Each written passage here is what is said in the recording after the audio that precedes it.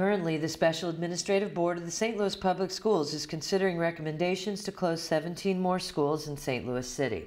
These schools, built by taxpayers for public education, cannot be purchased by charter schools or any other academic entity for the next 100 years. There is a growing chorus of voices in the community demanding that these deed restrictions are lifted. The Landmarks Association of St. Louis is opposed to the deed restrictions prohibiting the sale of public school buildings to charter or private schools or other educational entities. It's incumbent upon the school district to make sure that it doesn't unload another couple dozen of empty buildings into these neighborhoods. We've got to make sure that they're occupied. That's why there are alder people and neighborhood activists from throughout the city who are looking to start other, whether they're charter schools or after-school programs or any type of educational entity possible, to make sure that these buildings are full of life and we continue to make neighborhoods as vibrant as possible.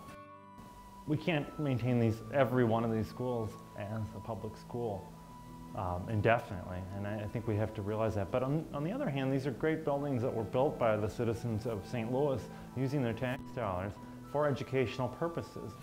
The school district is facing a $35 million shortfall going into next year. If you assume that they could sell all the buildings, it would probably bring them somewhere between $30 and $50 million.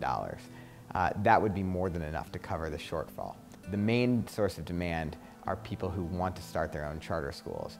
Given that, it just doesn't make sense to have a restriction on educational entities purchasing these schools. When we first opened up, we started looking for spaces.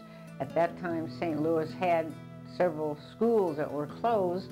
We attempted to lease or buy them, and St. Louis wouldn't let us do that. One thing that is a constant, it seems to be, is the interest of private entities in opening new charter schools in the city.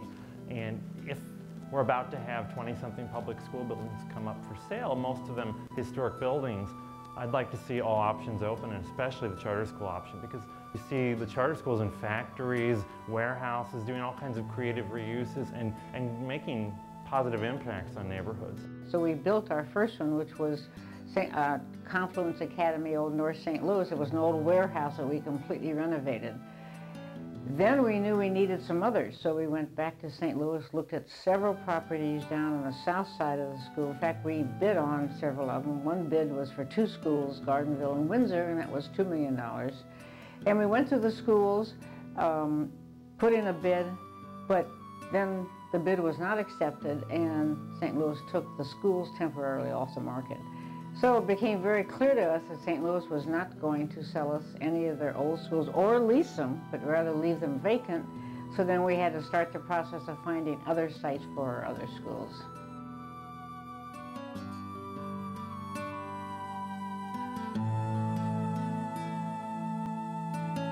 To join the growing chorus of those opposed to deed restrictions, sign the petition at www.nodeedrestrictions.com.